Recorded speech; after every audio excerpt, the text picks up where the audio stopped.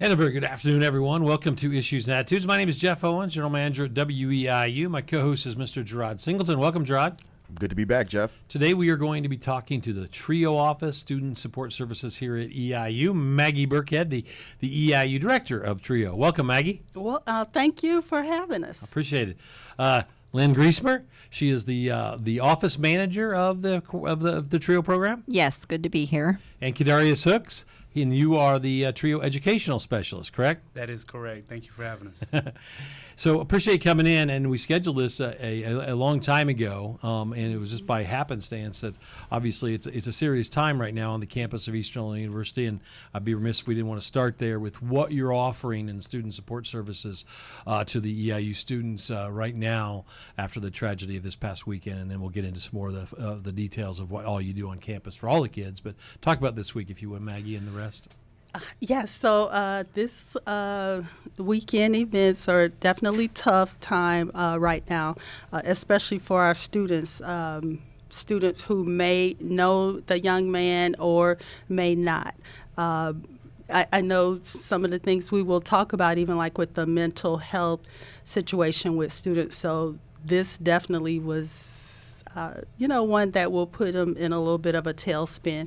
So I'm glad to know that the campus is offering some events today at 4 p.m. where students can go and meet with the counseling center on campus. Our executive director, John Blue, of Diversity, Equity, and Inclusion, as well as things that the president may have put on. Some of the things we were already scheduling to have study circles and whatnot with our students, and then I made like a little dessert for them. So food always kind of helps a little bit in different ways, but we just be there for our students. We meet with them one-on-one to see what's going on. We've printed out some information, coping with grief, and information to help students through this time. Either of you like to add anything else to that? Lynn or Kadarius? I just want students and anybody who's listening to know that we are there in case somebody if they want to go to an office that they're familiar with first, and then we'll certainly help them transition over to counseling if they need that, or if they just need to have somebody just to sort of talk to them for a couple minutes. So. Get that. So, Gerard? Oh, yeah. My question would be, I guess, to Maggie. Would you be able to explain the core mission of TRIO and how students get connected with it in the first place for those who don't know? So definitely how they get connected with it. We are on the EIU website. We have information in certain places. A lot of the academic advisors know about us. We try to have our information in other places as well. We were at Pantherpalooza, so we go to all the Pantherpaloozas to have tables. Sometimes we will do tabling maybe in the residence hall or in the union that provides our flyers as well as applications. We're at every open house. We're at every orientation when we have the opportunity to be.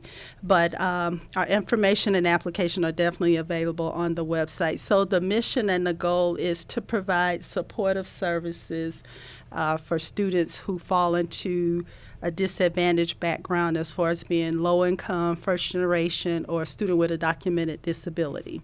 And so our programs are federally funded by the U.S. Department of Education. All the services are free. We do some nice, good things for our students, and we just ask that they stay with us until they graduate. But our goal is to help increase the retention and graduation rates for students here at EIU, to help provide a supportive campus environment, as well as teach them financial literacy education and help in going on to graduate or professional degrees. That's awesome. Can you tell us, maybe each of you, a little bit about yourself and maybe just a 1-minute background about how you all got to where you are right now here at EIU? We'll start with Kadarius. Kadarius, you want to talk? All right, so how I ended up at EIU, I actually was a student here back in from like the 2016 through 2019 school years, or 2018 school year.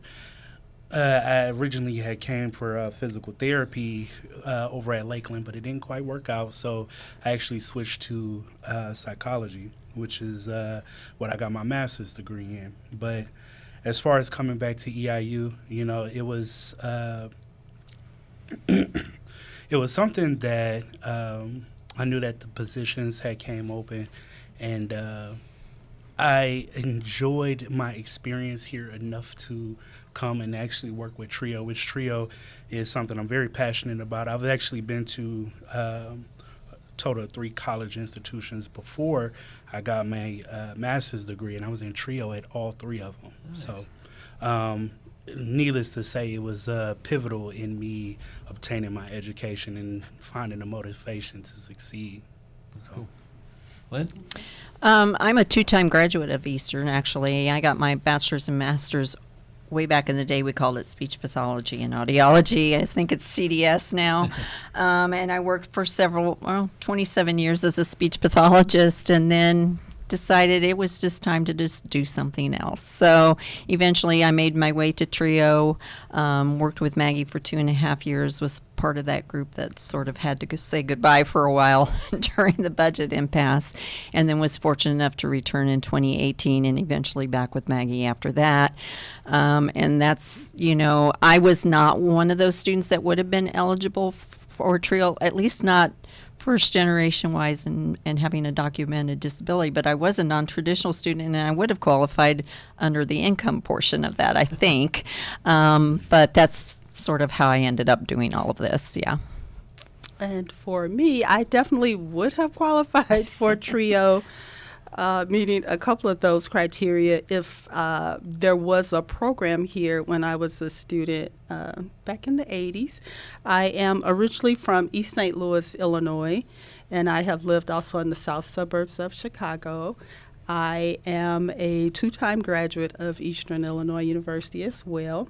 And I have been working with TRIO programs for now over 32 years, and I've been working here in this position at Eastern Illinois University for 19 of those 32 years working with TRIO students. I graduated in the 80s too, so we have Yeah. that. There you go. I would ask Kadarius, being that you have experience with the intersection of experience in TRIO as a student and as now as a part of the organization, what would be your favorite part, either being on the receiving end and then being able to provide that as well? So I would just say that one of the most rewarding things about this position, about this job, about what it is that I do is just helping other students to succeed. So I wouldn't consider myself like a success story. I would consider myself a story of failing forward. My educational journey actually took 13 years, from 2005 to 2019. So it was filled with starts and stops and part-time and full-time, working and out working, financial aid, suspension. So any, amalgamation of like those, specific methods of getting through school, I've been through it. So being able to help out with other students, also finding like the passion and the discipline to make it, those are things that I feel that I'm uniquely positioned and qualified to be able to help us students with. So that would probably be my favorite part. I can't wait to see students walk across that stage. That's awesome. That's a good part. One of the things that we've talked about on this show with different guests over the past few years is something we didn't talk about a long time, and you touched on it a little bit before, Maggie, is students' mental health. It was just one of those things, it wasn't like we didn't care, it's just we didn't talk about it. At least now people are talking about it more and more than ever before. What do you think is coming about from that, with more conversation and more upfrontness? If you're having a mental health issue, it's not okay not to talk about it. You need to get out and talk. So, prime example, just what day did I say that was? Thursday, I believe it was. Had a student come in, and so I have a open door policy, so come on in if I don't have an appointment, but she had put herself on my calendar. I'm thinking I'm going to have about a 30-minute conversation with the student. Yep. 2 hours later, she was okay and ready to go on about her day. So we try to have where students are allowed to come in, give us talk, go over what some of their needs are. And our goal is, we're not trying to be mental health counselors in that way, because we do send them over to the counseling clinic, as well as refer them to even, outside, if that's where you can't get an Yeah. appointment right away. There are other services, Life Links, Journeys, other places in the community where they can go. But we're finding a lot of them identify with us. They'll come in and talk and share some things, and we can get them to where they are comfortable in going to counseling, because in a lot of ethnic groups or different type of communities, you don't go to counseling. There's kind of this myth. Yeah. We just keep everything to ourselves, and these students are so bottled up with things going on and not feeling comfortable or safe having someone to talk to. So we try to be there for them. But even so much with that young lady, I asked a question and then the tears just came because of not facing or not being aware of how to deal with certain issues. We're finding a lot of students are self-isolating themselves instead of going and having meals in the residence hall dining areas. They'll get their meals to go and go to their room. I had a student before the break came to me and said, "I'm failing every single class. Did you get any help?" She knew she had depression. Did you go to the counseling center and talk to anybody? No, I talked to a friend, and I thought that would be okay, but that wasn't enough. Yeah. So anyway, to make a long story short, got her back to where she's back in school and now can get the help. She was not in our TRIO program prior to, but she will be. She started once school started back. Just trying to get students, whether they're in our programs or not, to know, go talk to somebody, get some help. You're not alone. It's not just you going through whatever situation you're in. But yeah, we're seeing a lot of people really isolating themselves, and high anxiety, depression, just feeling that they're alone and don't have support. So when you say that, what comes to mind is, it seems like with all the stuff that's out there, it's still something that they have to kickstart themselves to either show up. But what about like somebody, if we think that, if I thought Gerard was needing something, can you can I ask you to go intervene or talk to another student? What's the rules on that? Well, so I'm glad you brought that up, because a lot of students need to be aware that we do have like a academic alert system. Okay, right. So a professor, an instructor, a counselor, staff, somebody can put in an academic alert, and the Office of Academic Support will get it. Okay. And then we have people in place who will go. First, they will try to contact the student either by email or phone call, and then if not, they'll go knock on the door. Okay. That's And good. they'll leave a message, "Hey, we're trying to get a hold of you. Someone's concerned. You've been missing from class. You haven't done this or that." And anyone can put in a academic alert, but you can also do call to the counseling center and just say, "I want you to do a wellness check on someone." Okay. Thank you. I found it really valuable that you all prioritize in-person mediation and mentoring with these students. My question would be, probably to Lynn, I guess would be most apt to answer. Are there any other mediums of communication that you use to maintain the communication with the students? We have an operating system for our program that we use that I can mass email everybody, but I've also been using the Panther portal, so I can send individual messages to students, which has been extremely helpful. So even if I do send them a lengthy email, I haven't necessarily had to do this yet, but I know I could just send them a message through Panther portal, which goes to their phone, and say, "Hey, I sent you an email. You need to go look for it." But I have had much better response with that program. So I just want students to know we have an open door policy. I don't want them afraid about coming into the office. They'll just kind of sneak around the corner and kind of look at me, and I'm like, "Come on in here.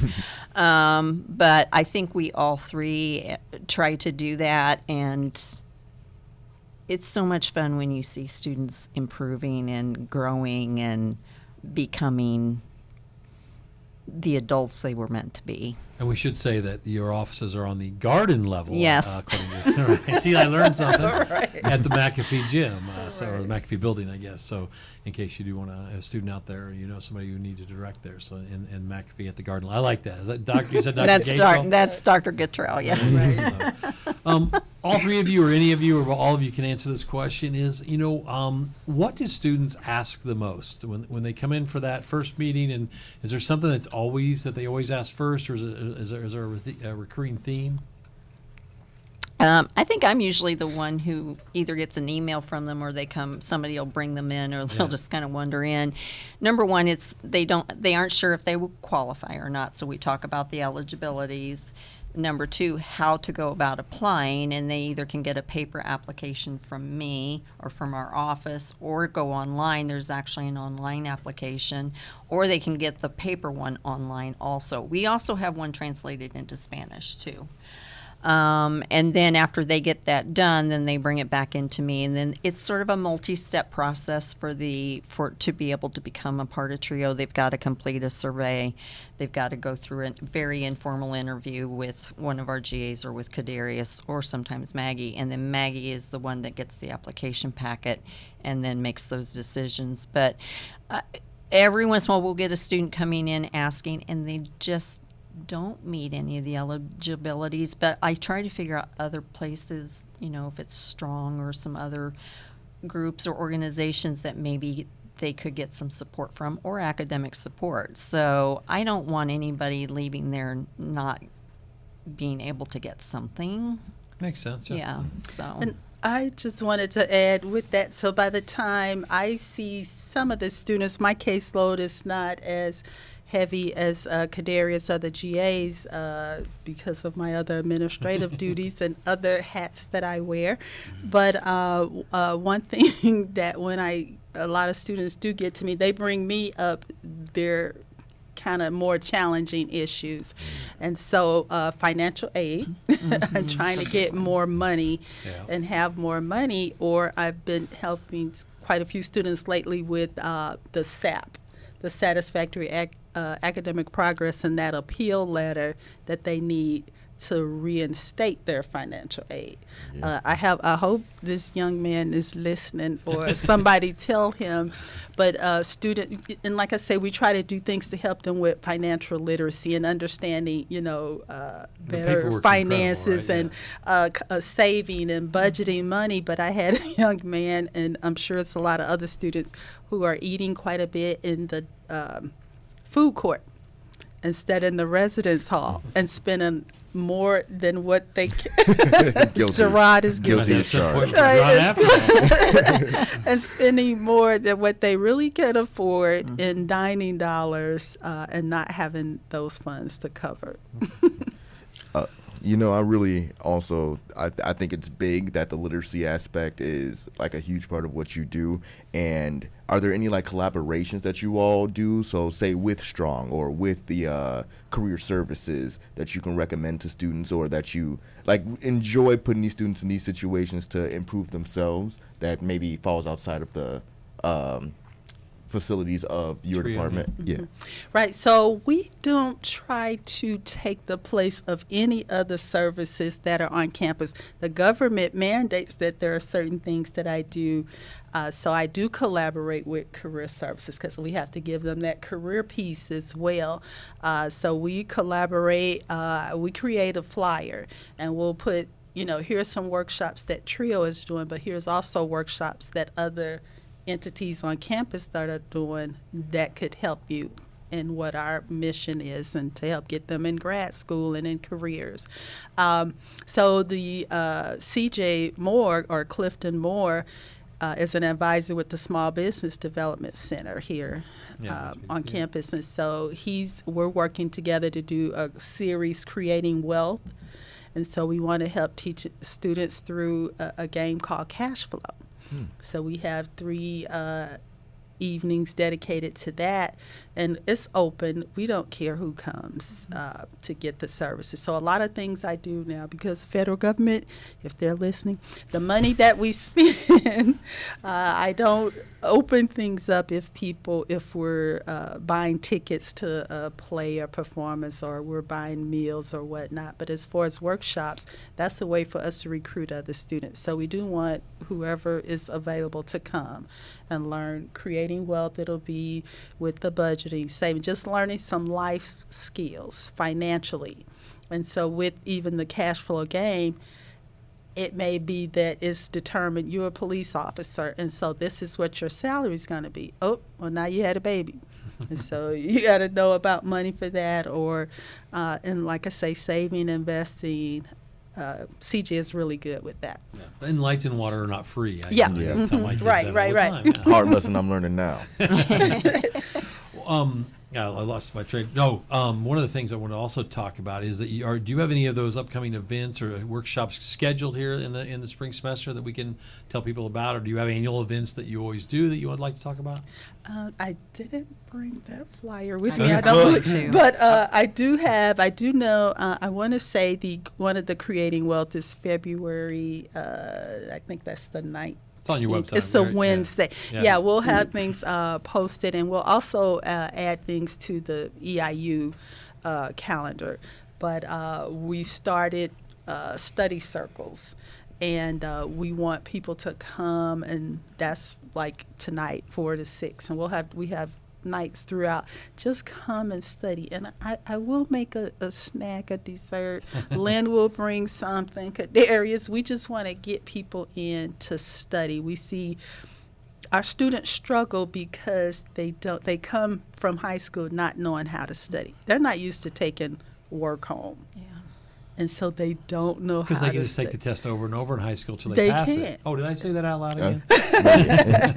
Right, and they're like, oh, I'll just turn in all my work at the end. And professors are, no, that's not how we do it. So we just want to teach people different things. But we do have on our website, we'll get everything added, and then to the EIU calendar, we'll add our workshops.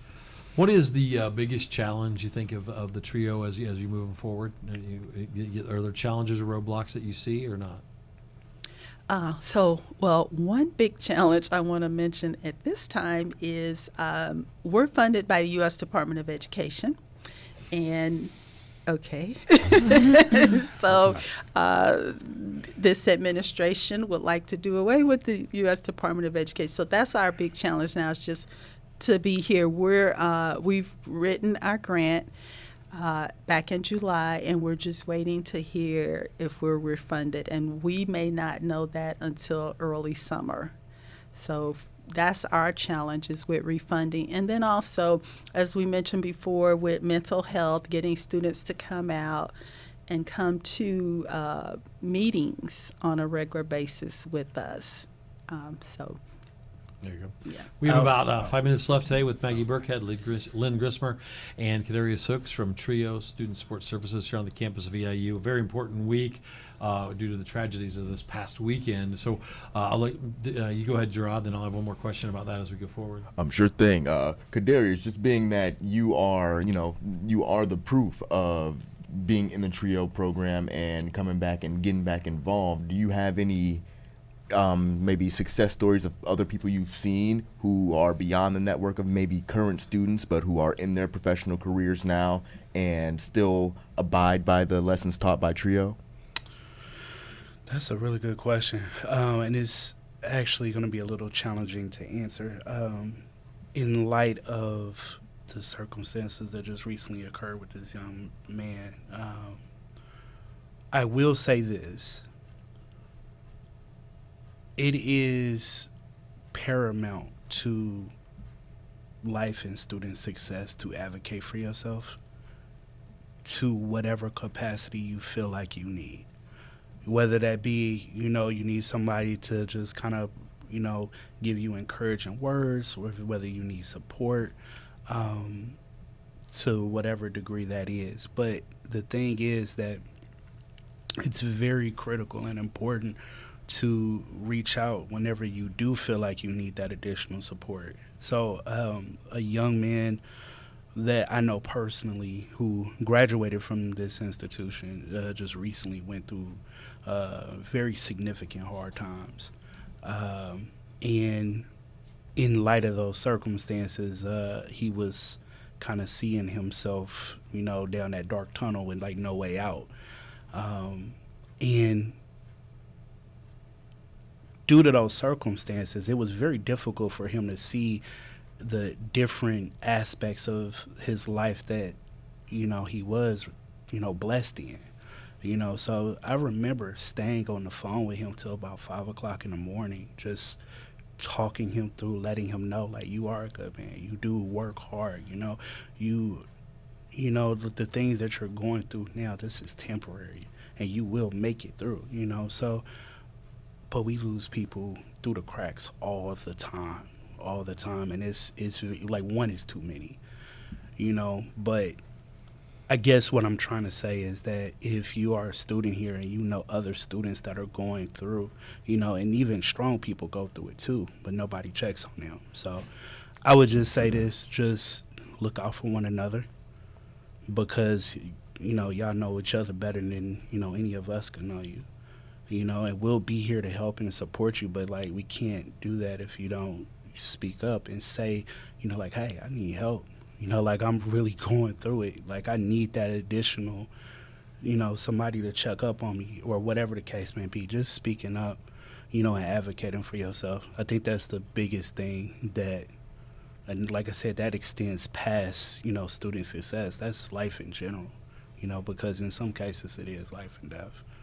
Darius, you didn't want to talk when you Definitely. first got here, but that Definitely, speech right yeah. there we should just probably end on, because you hit that one out of the park, man. On the head. All right, I got a little chills going on over here, and so I just met you, so that was good. So my advice to you is always talk in these situations. 'Cause you just motivated the heck out of this guy. Yeah. With a minute left, though, advice to the current students out there on EIU campus today on this serious day. Maggie will. Well, I would just like to say I think it is good for them to be able to come together. I know there was a vigil held on Saturday night, but I definitely want them to come out today for some counseling and help and guidance. But talk to us, as Kadarius said, make sure you reach out and talk to somebody. We're here for you, for those who need just somebody to talk to, and know that you care, or that we care. Lynn, real quick. I agree with that, and sometimes students just want somebody to go with them. I'll go with you. I'll take you to the counseling center. I'll walk over there with you to the to a vigil or whatever. We're here to help students. Well, thank you all so much for coming in today on this serious topic. We appreciate it. I think we got some good information out. That is the trio of EIU.